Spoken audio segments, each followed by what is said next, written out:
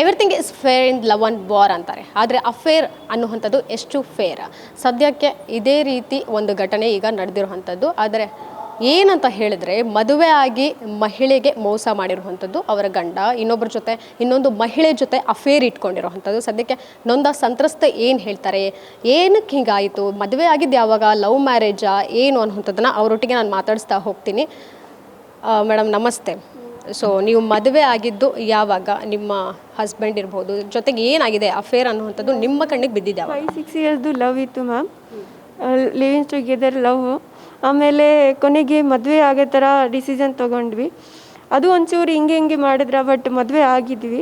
ಮದುವೆ ಆಗಿಬಿಟ್ಟು ಆಲ್ಮೋಸ್ಟು 2 ತಿಂಗಳ ಓಕೆ ಇದಾಗಿತ್ತು, ಚೆನ್ನಾಗಿ ಇದ್ವಿ. ಆಮೇಲೆ ಯಾವಾಗೂ ನಾವು ಮನೆ ಮಾಡ್ಕೊಂಡು ಜೊತೆಗೆ ಇರೋಕ್ಕೆ ಸ್ಟಾರ್ಟ್ ಮಾಡಿದ್ವಿ. ಆವಾಗ ಗೊತ್ತಾಯಿತು ಫುಲ್ಲು ನಾನು ಇದ್ರೆಗೆ ವಿಡಿಯೋ ಕಾಲ್ ಮಾಡಿಕೊಂಡು ಬೇರೆಯವ್ರ ಜೊತೆ ಕಿಸ್ ಕೊಡೋದು, ವಿಡಿಯೋ ಕಾಲಲ್ಲಿ ಇರೋದು. ಈವನ್ ನನಗೆ ಸಾಯ್ಸಕ್ಕೆ ಟ್ರೈ ಮಾಡಿದ್ದಾರೆ. ನನಗೆ ಅವ್ರಿಗೆ ಕಾಲಲ್ಲಿ ಇಟ್ಕೊಂಡು ನನಗೆ ಸಾಯ್ಸಕ್ಕೆ ಟ್ರೈ ಮಾಡಿದ್ದಾರೆ. ಪಿಲ್ಲುಯಿಂದ ನನಗೆ ಫೇಸ್ ಕವರ್ ಮಾಡಿ ನನಗೆ ಫುಲ್ ಟಾರ್ಚರ್ ಮಾಡಿದ್ದಾರೆ. ರಿಯಲಿ ಯಾರು ಹುಡುಗಿ ಜೊತೆ ಇದು ಆಗೋದು ಬೇಡ. ನಾನು ಒಂದೇ ಕೇಳ್ಕೊತೀನಿ ಅಂದರೆ, ಯಾರಿಗೆ ನೀವು ಲೈಫ್ ಕೊಡೋಕ್ಕಾಗಲ್ಲ ಅಂದರೆ ಅಟ್ಲೀಸ್ಟ್ ಲೈಫ್ ಸ್ಪಾಯ್ಲ್ ಮಾಡಬೇಡಿ. ಯಾಕೆಂದರೆ ನನಗೆ ಪೇರೆಂಟ್ಸ್ ಇಲ್ಲ, ನಾನು ತುಂಬ ಸಫರ್ ಪಡ್ತಾ ಇದ್ದೀನಿ ಅವರಿಬ್ಬರು ಇಂದ. ನೀವು ತಂದೆ ತಾಯಿ ಇಲ್ಲ ಅಂತ ಹೇಳಿದ್ರಿ. ಸೊ ಆ ಬ್ಯಾಕ್ಗ್ರೌಂಡ್ ಸ್ವಲ್ಪ ನನಗೆ ವಿವರಿಸ್ತೀರಾ? ಅಂದರೆ ಅಪ್ಪ ಅಮ್ಮ, ನೀವು ಅಪ್ಪ ಅಮ್ಮನ ಜೊತೆ ಇದ್ದಿದ್ದು ಯಾವಾಗ, ಅಪ್ಪ ಅಮ್ಮಂಗೆ ಏನಾಯಿತು, ಯಾಕೆ? ನನಗೆ ಅಪ್ಪ ಅಮ್ಮ ಅಂದರೆ ನನ್ನ ಚಿಕ್ಕ ವಯಸ್ಸಿಂದ ಅಮ್ಮ ಎಕ್ಸ್ಪೈರ್ ಆಗಿದ್ರು, ಡ್ಯಾಡಿಗೆ ಹಾರ್ಟ್ ಅಟ್ಯಾಕ್ ಆಗಿದ್ರು. ಸೊ ರಿಲೇಷನ್ ಎಷ್ಟೊಂದು ನನಗೆ ಯಾರು ಪೇರೆಂಟ್ಸ್ ಇಲ್ಲ ಅಂತ ರಿಲೇಷನ್ ಅಫ್ಕೋರ್ಸ್ ಸಪೋರ್ಟ್ ಮಾಡಲ್ಲ. ಸೊ ನಾನು ಅದನ್ನಾಗೆ ಇದು ಮಾಡಲ್ಲ. ನನ್ನ ಲೈಫ್ ನಾನೊಬ್ಬರೇ ಇದು ಮಾಡ್ತಾಯಿದ್ದೀನಿ. ಅದು ನಾನು ನಂಬಿಸಿ ಮದುವೆ ಆಗಿಬಿಟ್ಟು 5 ಇಯರ್ಸ್ ನನ್ನ ಜೊತೆ ಚೆನ್ನಾಗಿಬಿಟ್ಟು ನಾನು ಇಬ್ಬರೂ ಒಂದೇ ಮನೆಯಲ್ಲಿ ನೋಡಿಕೊಂಡು ಅದು ನೋಡಿದೆ. ಆಮೇಲೆ ನನಗೆ ಫುಲ್ ಮೀನ್ಸ್ ನಾನು ಸುಸೈಡ್ ಮಾಡೋಕ್ಕೂ ನಾನು ಅಟ್ಯಾಕ್ ಮಾಡ್ಕೊಂಡಿದ್ದೀನಿ. ಸೊ ಅಷ್ಟೆಷ್ಟು ಮೋಸ ಮಾಡ್ತಿದ್ದಾರೆ. ಸೊ ಪ್ಲೀಸ್ ದಯವಿಟ್ಟು ಸಪೋರ್ಟ್ ಮಾಡಿ. ಎಲ್ಲರ ಹುಡುಗಿ ಲೈಫ್ ಇದು ತಮಾಷೆ ಇಲ್ಲ. ಅಕಸ್ಮಾತ್ ನೀವು ಲೈಫ್ ಕೊಡೋಕ್ಕಾಗಲ್ಲ ಅಂದರೆ ಅವ್ರನ್ನ ನೀವು ಮೋಸ ಮಾಡಬೇಡಿ, ಪ್ರಾಮಿಸ್ ಮಾಡಬೇಡಿ. ಲವ್ ಸುಮ್ಮನೆ ಹೇಳೋಕ್ಕೆ ಲವ್ ಅಲ್ಲ, ಅದು ತುಂಬ ಸೀರಿಯಸ್ ಮ್ಯಾಟರ್. ಅದನ್ನು ನೀವು ಸುಮ್ಮನೆ ತಮಾಷೆ ಎಲ್ಲ. ಇವತ್ತು ಒಂದು ಹುಡುಗಿ ಜೊತೆ, ನಾಳೆ ಅವ್ರ ಹುಡುಗಿ ಜೊತೆ, ಇವಾಗ ಒಂದು ಹುಡುಗಿ ಜೊತೆ ಇದ್ದಾನೆ, ಅವ್ರಿಗೆ ಮೋಸ ತಾನೇ ಮಾಡ್ತಾ ಇರೋದು. ಅವ್ರಿಗೆ ಅರ್ಥ ಆಗ್ತಿಲ್ಲ, ಬಟ್ ನನಗೆ ಅರ್ಥ ಆಗ್ತಿದೆ. ಯಾಕೆಂದರೆ ನಾನು 5 ವರ್ಷದಿಂದ ಅನುಭವಿಸಿದ್ದೀನಿ, ಗೊತ್ತು ನನಗೆ. ಸೊ ಆ ಹುಡುಗಿನೂ ಕೇಳೋಕ್ಕೆ ಇಷ್ಟಪಡ್ತೀನಿ ಅಂತ ನಾನು ನಂಬೇಡ. ಇವನು ಅದೇ ಅವನೇ ಹೇಳ್ತಾನೆ, ನನಗೆ ಇವಾಗ ಅವಳಿದ್ದಾರೆ, ನಾಳೆ ಇನ್ನೊಬ್ಬರು ಇದ್ದಾರೆ, ಆ ಥರ ಹೇಳ್ತಾ ಇದ್ದಾನೆ ಮ್ಯಾಮ್. ಈಗ ನಿಮ್ಮ ಕ್ವಾಲಿಫಿಕೇಷನ್ ಏನು, ಜೊತೆಗೆ ಪರಿಚಯ ಆಗಿದ್ದು ಯಾವಾಗ, ಹೆಂಗೆ? ನನ್ನದೇ ಶಾಪ್ ಇತ್ತು, ಅಂದರೆ ಅದು ವರ್ಕ್ ಇತ್ತು. ಅದು ವರ್ಕ್ ಪ್ರಕಾರ ವರ್ಕಿಂದ ನನಗೆ ಪರಿಚಯ ಆಗಿದ್ರು. ಆಮೇಲೆ ಫ್ರೆಂಡ್ಶಿಪ್ ಆಗ್ತಾ ಪ್ರಪೋಸ್ ಮಾಡಿದರು ನನಗೆ. ಬಟ್ ಏನಂದರೆ ನನಗೆ ಲವ್ ಸ್ವಲ್ಪ ಇದು, ಬಟ್ ನಂಬಿಸಿ ನಾನು ಹೀಗೆಲ್ಲ, ನಾನು ಚೆನ್ನಾಗಿರೋ ಹುಡುಗ, ನಾನು ಮೋಸ ಮಾಡಲ್ಲ, ಇದು ಅದು. ಅದೇ ನಾನು ಮನಸ್ಸನ್ನಲ್ವ ಮ್ಯಾಮ್, ಪ್ರೀತಿ ಅಂದರೆ ಎಲ್ಲರಿಗೂ ಬೇಕಾಗಿರುತ್ತೆ. ನನಗೇನು ಗೊತ್ತು ಅವ್ನ ಮನಸ್ಸಲ್ಲಿ ಏನಿದೆ. ಸೊ ನನಗೇನು ಗೊತ್ತಾ, ಈ ಮದುವೆ ಆಗಿಬಿಟ್ಟು ಅವ್ನು ನನ್ನ ಜೊತೆ ಈ ಥರ ಆಟ ಆಡಬಾರ್ದಿತ್ತು. ಸೊ ಇಲ್ಲಿ ಅವ್ನಿಗೆಲ್ಲ ಎಲ್ಲರ ಬಾಯ್ಸ್ನ ಎಲ್ಲರ ಗರ್ಲ್ಸ್ನ ಅದೇ ಕೇಳ್ಕೊತೀನಿ, ಅಂದರೆ ನೀವು ಒಬ್ಬರು ಲೈಫ್ ಕೊಡೋಕ್ಕಾಗಲ್ಲ ಅಂದರೆ ದಯವಿಟ್ಟು ಆಟ ಆಡಬೇಡಿ. ಸರ್ ಮಿಥುನ್ ಕುಮಾರ್. ಹೌದು. ಮದುವೆ ಆಗಿತ್ತು ಯಾವಾಗ? 6 ಮಂತ್ಸ್ ಆಯಿತು. ಓಕೆ. ಪ್ರೀತಿಯಲ್ಲಿ ಇದ್ದಿದ್ದು 5 ಇಯರ್ಸ್ ಆಯಿತು. ಅಂದರೆ ಲಿವಿಂಗಲ್ಲಿ? ಹಾಂ, ಅವರು ನನ್ನ ಮನೆಗೆ ಹಾಲ್ಟು ಕೂಡ ಬರ್ತಾಯಿದ್ರು, ಹೋಗ್ತಾಯಿದ್ರು. ನನ್ನ ಮನೆಗೂ ಹಾಲ್ಟ್ ಆಗ್ತಾಯಿದ್ರು. ಸೊ ಈಗ ಮದುವೆ ಆಗಿ 6 ಮಂತ್ಸ್ ಆಯಿತು ಅಂತ ಹೇಳಿದ್ರಿ. ಈ ಬೆಳವಣಿಗೆ ಅಫೇರ್ ಅನ್ನುವಂಥದ್ದು ಮದುವೆಯಾಗಿ 6 ಮಂತ್ಸಲ್ಲಿ ಕಾಣಿಸಿದೆ ನಿಮಗೆ. ರಿಲೇಷನ್ಶಿಪ್ಪಲ್ಲಿದ್ರಲ್ಲ, ಲಿವಿಂಗಲ್ಲಿ 5 ಇಯರ್ಸ್ ಇದ್ರಿ, ಆವಾಗೇನು ಬೆಳವಣಿಗೆ ಕಾಣಿಸಿಲ್ವಾ? ಜೊತೆಗೆ ಏನು ಚೇಂಜಸ್ ಇರಲಿಲ್ವಾ ಬಿಹೇವಿಯರಲ್ಲಿ? ಆವಾಗ ತುಂಬ ಚೆನ್ನಾಗಿರ್ತಾಯಿದ್ರು ನನ್ನ ಜೊತೆ. ಈವನ್ ಕೇರಿಂಗಲ್ಲಿ ಆಗಲಿ ಇದಾಗಲಿ.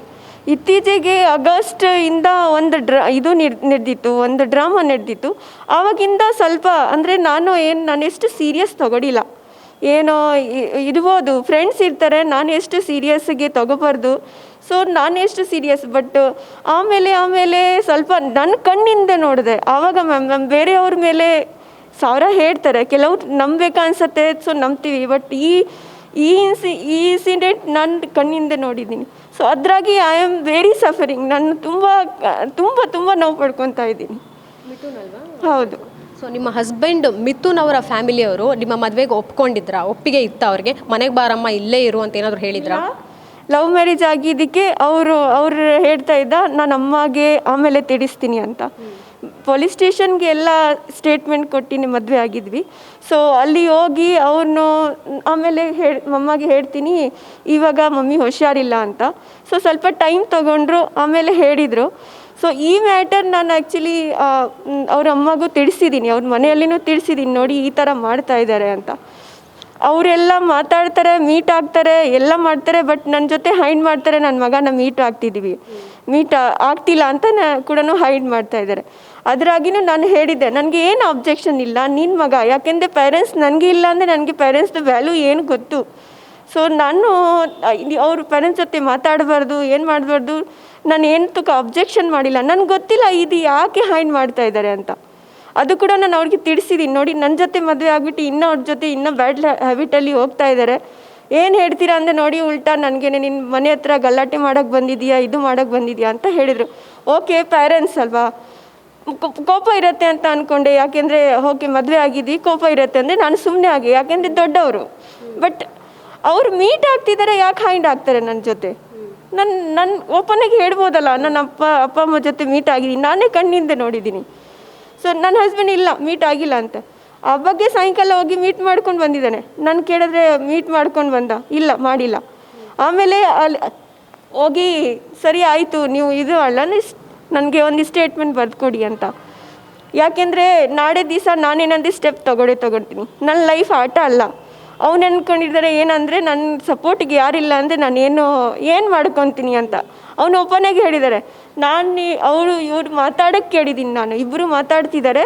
ಅವ್ರು ಹೇಳ್ತಿದ್ದಾರೆ ನೀನು ಎಲ್ಲೋ ಹೋಗೋದ್ರೂ ಅವ್ರಿಗೆ ಬೇಡ ಅಂತ ಹೇಳು, ನೀನು ಅವನ್ನ ಸಾಯಿಸ್ಬಿಡು. ನನಗೆ ಸಾಯಿಸೋಕೆ ಅಟ್ಯಾಕ್ ಮಾಡಿದ್ದಾರೆ. ಅವನ್ನ ಕಾಲಲ್ಲಿ ಇಟ್ಕೊಂಡು ನನಗೆ ದರ್ಶನ್ ಅವ್ರ ಹೆಂಡತಿನ ಟ್ರೋಲ್ ಮಾಡಿದ್ದಾರೆ. ಆ ಟ್ರೋಲಿಂಗ್ ಲೈನ್ ಏನಿದೆ ನಾನು ಇಲ್ಲಿ ಕೇಳೋಕ್ಕೆ ಇಷ್ಟಪಡಲ್ಲ, ಬಟ್ ಆ ಲ್ಯಾಂಗ್ವೇಜಲ್ಲಿ ನನಗೆ ಡೇಯಲ್ಲಿ ಅವನು 1000 ಸಲ ನನಗೆ ಬೈದಿರೋದು. ಆಮೇಲೆ 3 ಗಂಟೆ ನೈಟ್ ತನಕ ಇಬ್ಬರು ವಿಡಿಯೋ ಕಾಲಲ್ಲಿ ಕಿಸ್ ಕೊಡೋದು. ಹಾಂ, ನನ್ನ ರೂಮಲ್ಲಿ ಮಲಗಿರ್ತೀನಿ, ಅಕಸ್ಮಾತ್ ಹತ್ರ ಬಂದಿದ್ದೀನಿ ನನಗೆ 2 ಸಲ ಸಾಯಿಸೋಕ್ಕೆ ಟ್ರೈ ಮಾಡಿದ್ದಾರೆ ಅವರಿಂದ. ಸೊ ನಾನು ಅಷ್ಟೇ ಕೇಳೋಕ್ಕೆ ಇಷ್ಟಪಡ್ತೀನಿ. ಅಂದರೆ ಇವಾಗ ಜಾತಿ ಧರ್ಮ ಅನ್ನೋಂಥದ್ದು ಲವ್ವಲ್ಲಿ ಬರಬಾರ್ದು ಅಂತ ಹೇಳ್ತಾರೆ. ಪ್ರಾಕ್ಟಿಕಲ್ಲಾಗಿ ನಾವು ಥಿಂಕ್ ಮಾಡೋದಾದರೆ ಅವರು ಯಾವ ಕ್ಯಾಸ್ಟಲ್ಲಿದ್ದರು, ನಿಮ್ಮದು 2 ಸೇಮ್ ಇತ್ತ? ಹೇಗೆ? ಕ್ಯಾಟಗರಿ ಸೇಮೇ ಬರುತ್ತೆ. ನಾವು ರಾಜ್ಪುರೋಹಿತ್, ಅವನು ಸೆಟ್ರೀಸು, ಅವ್ರ ಮಮ್ಮ ಮರಾಠೀಸು, ಇವನ್ ಅವರು ಅಮ್ಮಪ್ಪನ ಲವ್ ಮ್ಯಾರೇಜು. ಸೊ ಆ ಥರ ಏನು ಪ್ರಾಬ್ಲಮ್ ಇಲ್ಲ ಮ್ಯಾಮ್. ಸೊ ಇಂಥ ಸಂದರ್ಭದಲ್ಲಿ ಅವ್ರ ತಂದೆ ತಾಯಿ ನಿಮಗೆ ಆಬ್ವಿಯಸ್ಲಿ ಸಪೋರ್ಟ್ ಮಾಡ್ಬೋದಿತ್ತು, ಯಾಕಂದರೆ ಅದು ಕೂಡ ಪ್ಲಸ್ ಪಾಯಿಂಟ್ ಆಗಿತ್ತು ನಿಮಗೆ. ನಾನು ಅದೇ ಕೇಳ್ತೀನಿ. ಇವಾಗ ಓಕೆ ಅವ್ರಿಗೆ ಕೋಪ ಇರ್ಬೋದು, ಬಟ್ ಅವ್ರದ್ದು ಮಗದ ಪ್ರಶ್ನೆ ಅಲ್ವಾ, ಅವನದು ಕೋಪ ಇದು ತಪ್ಪು ಮಾಡ್ತಿದೆ ಅಂದರೆ ಅಟ್ಲೀಸ್ಟ್ ಹೇಳ್ಬೋದಿತ್ತು, ಮದುವೆ ಆಗಿದೆಯಾ ಅಟ್ಲೀಸ್ಟ್ ಇವಾಗ ಚೆನ್ನಾಗಿರು ಅಂತ ಅವ್ರ ಬುದ್ಧಿ ಹೇಳ್ಕೊಡ್ಬೋದಿತ್ತು. ಬಟ್ ನಾನು ಅವ್ರ ಪೇರೆಂಟ್ಸ್ ಮೇಲೆ ಏನು ಹೇಳಲ್ಲ, ಯಾಕೆಂದರೆ ತಂದೆ ತಾಯಿ ಅವರು ಏನೋ ನೋವು ಇರ್ಬೋದು. ಬಟ್ ಮೇನ್ ನಾನೇ ಮುತ್ತಿನ ಬಗ್ಗೆ ಕೇಳೋಕ್ಕೆ ಇಷ್ಟಪಡ್ತೀನಿ, ತುಂಬ ಮೋಸ ಮಾಡಿದ್ದಾನೆ. ಅಫೇರ್ ಅಲ್ಲಿದ್ದಾರಲ್ಲ ಆ ಮಹಿಳೆ, ಅವ್ರಿಗೆ ಗೊತ್ತಾ ಅವ್ರಿಗೆ ಮದುವೆ ಆಗಿದೆ ಆಲ್ರೆಡಿ ಅನ್ನೋಂಥದ್ದು? ಇನ್ನೊಂದು ಅವರು ನನಗೆ ಕಾಲ್ ಮಾಡಿದರು, ನನಗೆ ಗೊತ್ತಿಲ್ಲ, ಯಾಕೆಂದರೆ ಐ ಡೋಂಟ್ ನೋ ಹರ್. ಅವ್ರು ನನಗೆ ದೂರದಿಂದ ಏನು ಕಾಂಟ್ಯಾಕ್ಟ್ ಇಲ್ಲ, ಆಯಿತಾ. ಅವ್ರು ನನಗೆ ಕಾಲ್ ಮಾಡಿ ಹೇಳ್ತಾ ಇದ್ದಾಳೆ, ಇಲ್ಲ ಪ್ರಿಯಾ, ನನ್ನ ಮಿಥುನ್ ಜೊತೆ ಏನು ರಿಲೇಷನ್ ಇಲ್ಲ, ಅವ್ರಿಗಿಂತ ಕ್ಲೋಸ್ ನಾನು ತಮ್ಮನ ಜೊತೆ ಇದ್ದೀನಿ, ಅದೇ ಸಮಥಿಂಗ್ ಏನು ರಿಲೇಷನ್. ಅವ್ರಿಗೆ ಹೆಂಗೆ ಗೊತ್ತಾಯಿತು? ನನ್ನ ಹಸ್ಬೆಂಡ್ ಜೊತೆ ಅವ್ರನ್ನ ಇಟ್ಕೊಂಡು ನಾನು ಜಗಳ ಮಾಡ್ತಿದ್ದೀನಿ, ಹೆಂಗೆ ಗೊತ್ತಾಯಿತು? ಯಾರು ನಂಬರ್ ಕೊಟ್ಟಿರ್ತಾರೆ? ಯಾಕೆಂದರೆ ದೂರದಿಂದ ಏನು ಇದಿಲ್ಲ ನನಗೆ. ಅವ್ರ ಹುಡುಗಿನೇ ಗೊತ್ತಿಲ್ಲ ನನಗೆ ಏನು ಅಂತ, ಬರೀ ನಾನು ಇನ್ಸ್ಟಾಗ್ರಾಮ್ ಐಡಿಯಲ್ಲಿ ನೋಡಿದ್ದೀನಿ ಇಬ್ಬರನ್ನ ಅಷ್ಟೇ. ಇದು ಇಬ್ಬರು ಕಪಲ್ ಥರ ನಿಂತಿದ್ವಿ ಅಂದರೆ ಲುಕಿಂಗ್ ಲೈಕ್ GF ಹಾಗೆ ಹಾಕಿದೆ, ಯಾಕೆಂದರೆ ನಾನು ಲವ್ ಮಾಡ್ತಿದ್ದೀನಿ ಹುಡುಗನ, ನಾನು ಇಷ್ಟಪಡ್ತಿದ್ದೀನಿ. ಇಬ್ಬರು ಕಪಲ್ ಥರ ನಿಂತಿದ್ದು ಇಬ್ಬರು, ಅದಕ್ಕೆ ಅಷ್ಟೇ. ಅದನ್ನು ಕ್ಯಾಶುವಲಾಗಿ ಇದು ಮಾಡಿದ್ದೆ, ಬಟ್ ನನಗೆ ಗೊತ್ತಿರಲಿಲ್ಲ ಎಷ್ಟು ತನಕ ಹೋಗ್ಬಿಡುತ್ತೆ ಅಂತ ನನಗೆ ಗೊತ್ತಿರಲಿಲ್ಲ. ಆಮೇಲೆ ಮದುವೆ ಆದಮೇಲೆ ಇಬ್ಬರು ಇರೋಕ್ಕೆ ಸ್ಟಾರ್ಟ್ ಮಾಡಿದ್ದೀವಿ. ನನ್ನ ಕಣ್ಣು ಮುಂದೆ ನೋಡಿದ್ದೀನಿ. ಅವ್ರ ಮನೆಗೆ ಅವ್ರಿಗೆ ಆಕ್ಸಿಡೆಂಟ್ ಆಗಿತ್ತು, ನನ್ನ ಹಸ್ಬೆಂಡ್ ಹೋಗಿ ಸೇವೆ ಮಾಡಿದ್ದಾರೆ ಅಂತ ಏನು ಬರ್ಸ್ಕೊಂಡಿದ್ದಾರೆ. ಯಾಕೆ ಅವರೇ ಇಡೀ ಫ್ರೆಂಡ್ಸಲ್ಲಿ ಅವರೇ ಸಿಕ್ಕಿದ್ದಾರೆ, ನನ್ನ ಹಸ್ಬೆಂಡೇ ಸಿಕ್ಕಿದ್ನ ಅವನಿಗೆ. ಅದು ಒಂದು ಹುಡುಗಿಯಾಗಿ ಅವ್ರಿಗೆ ಯೋಚನೆ ಮಾಡಬೇಕಿತ್ತಲ್ಲ. ನನ್ನ ಜೊತೆ ಮಾತಾಡಿದೆ, ನಾನು ಎವ್ರಿಥಿಂಗ್ ಹೇಳಿದ್ದೀನಿ, ನಾನು ಎಷ್ಟು ವರ್ಷ ಲವ್ ಮಾಡಿಕೊಂಡು. ಅದು ನನಗೆ ಕೇಳ್ತಾ ಇದ್ದಾರೆ ಅವಳು, ನಿಮ್ಮ ಫಿಸಿಕಲಿ ರಿಲೇಷನ್ ಹೆಂಗಿದೆ? ಒಬ್ಬರು ಹುಡುಗಿ ನೀನು ಅನೋನಾಗಿ ಮಾತಾಡ್ತಿದ್ಯಾ, ನೀನು ಹೆಂಗೆ ಕೇಳ್ಬಿಟ್ಟೆ ನನ್ನ ಫಿಸಿಕಲಿ ರಿಲೇಷನ್ ಹೆಂಗಿದೆ? ಅದ ಲವ್ವಲ್ಲಿ ಅಥವಾ ಮ್ಯಾರೇಜಲ್ಲಿ ಫಿಸಿಕಲಿ ರಿಲೇಷನ್ ಇದ್ರೇ ಮಾತ್ರ ರಿಲೇಷನ್ ಇರೋದಾ? ತುಂಬ ಇದೆ, ಇನ್ನು ಬರೀ ಫಿಸಿಕಲಿ ಅಂತ ಇಲ್ಲ, ಇಮೋಷ್ನಲಿ ಇರುತ್ತೆ, ಇದು ಇರುತ್ತೆ. ಗಂಡನ ಜೊತೆ ಒಂದು ಕೈ ಇಟ್ಕೊಂಡು ಕುತ್ಕೊಂಡ್ರೆ ಹೆಂಡತಿಗೆ ಅದೇ ಸಾಕಾಗಿರುತ್ತೆ. ಬರೀ ಫಿಸಿಕಲಿ ಆಗಬೇಕಾ ಆ ಥರ ಏನಿಲ್ಲ. ಅವ್ರು ನನ್ನ ಹತ್ರ ಆ ಥರ ಕ್ವಶನ್ ಕೇಳಿದ್ಲು, ನೀವು ಹೆಂಗೆ ಫಿಸಿಕಲಿ ರಿಲೇಷನ್ ಹೆಂಗಿದೆ ಅಂತ ಕೇಳ್ತಾ ಇದ್ರು. ಹೆಂಗಾದ್ರೂ ಕೆಲವು ಟೈಮ್ ಇರುತ್ತೆ, ಕೆಲವು ಟೈಮ್ ಇರಲ್ಲ. ಯಾಕೆ 5 ವರ್ಷ ಅಂತ ರಿಲೇಷನ್ ಇದ್ದೀವಿ ಅಂದರೆ ತುಂಬ ಇದ್ದೇ ಇದೆ. 5 ವರ್ಷ ಅಂದರೆ ಇದೆ ನಾನು ಫಿಸಿಕಲಿ ರಿಲೇಷನ್ ಅವ್ರ ಜೊತೆ. ಕೊನೆಯದಾಗಿ ನೀವೇನಾದರೂ ಅದ್ರ ಬಗ್ಗೆ ಏನಾದರೂ FIR ದಾಖಲಿಸಿದ್ರಾ? ಪೊಲೀಸ್ ಅವ್ರ ಗಮನಕ್ಕೆ ತಗೊಂಡು ಬಂದ್ರಾ? ನಂದು FIR ಆಗಿದೆ, ನಾನು ಕೇಸ್ ನಡೀತಾ ಇದೆ. ಅದ್ರ ಪ್ರಕಾರ ಅವನಿಗೆ ಅದು ಏನಾಗುತ್ತೆ ಕೋರ್ಟಲ್ಲಿ ಆಗುತ್ತೆ. ಬಟ್ ನಾನು ಎಲ್ಲರನ್ನೂ ಅದೇ ಕೇಳ್ಕೊತೀನಿ. ಯಾಕೆಂದರೆ ನಾನು ಒಬ್ಬರು ಹುಡುಗಿ, ನನ್ನ ಲೈಫ್ ಹಾಳಾಗ್ತಿದೆ, ಇನ್ನೊಬ್ಬರ ಜೊತೆ ಆಗಬಾರ್ದು. ಆಮೇಲೆ ಅವ್ರು ಮದುವೆ ಆಗಿದ್ದಾರೆ, ಎಲ್ಲರ ಕಡೆ ಹೈಂಡ್ ಮಾಡ್ತಾರೆ. ಇವನ್ ಅವ್ರ ಊರು ನಂಜನಗೂಡು, ಯಾರನ್ನ ಇವನ್ ಆಫೀಸಲ್ಲಿನೂ ತಾನೇ ಕೆಲವ್ರು ನಾನು DP ಹಾಕಿದ್ದಕ್ಕೆ ಕೆಲವ್ರು ಆಫೀಸಲ್ಲಿ ಫ್ರೆಂಡ್ಸ್ ಇದ್ದಾರೆ, ಆದರೆ ಗೊತ್ತಾಯಿತು. ಇಲ್ಲಾಂದರೆ ಅವ್ನು ಹೇಳೋಕ್ಕೆ ಇಷ್ಟಪಡ್ತಾ ಇಲ್ಲ ನನ್ನ ಮದುವೆ ಆಗಿದೆ ಅಂತ. ಆ ಹುಡುಗಿ ಕೇಳಿಬಿಟ್ಟು ಅಟ್ಲೀಸ್ಟ್ ಅವ್ನು ಮಾತಾಡಾದ್ಮೇಲೆ ಅವ್ರು ಬಿಟ್ಬಿಡ್ಬೇಕಲ್ಲ. ಏನಾದರೂ ರಿಲೇಷನ್ ಇದೆ. ಇವಾಗ ನಾನೇ ಯಾರೊಬ್ಬರನ್ನ ಮದುವೆ ಆಗಿದೆ ಗೊತ್ತಾಯ್ತು ಅಂದರೆ ನಾನು ಸ್ಟೆಪ್ ಬ್ಯಾಕ್ ತೊಗೊತೀನಿ, ನಾಟ್ ಅ ಫ್ರಂಟ್. ಅವರಿಬ್ಬರು ಹೋಗಿ ನಾನು ಫಾಲೋ ಮಾಡಿಕೊಂಡು ಅವ್ರ ಮನೆಗೆ ಗೊತ್ತಾದ್ಮೇಲೆ ಇವೊಂದು ಬೈಕ್ ಇತ್ತು. ಆಮೇಲೆ ಅಲ್ಲಿ ಹೋಗಿದ್ರೆ ಒಳಗಡೆ ಇದ್ದ.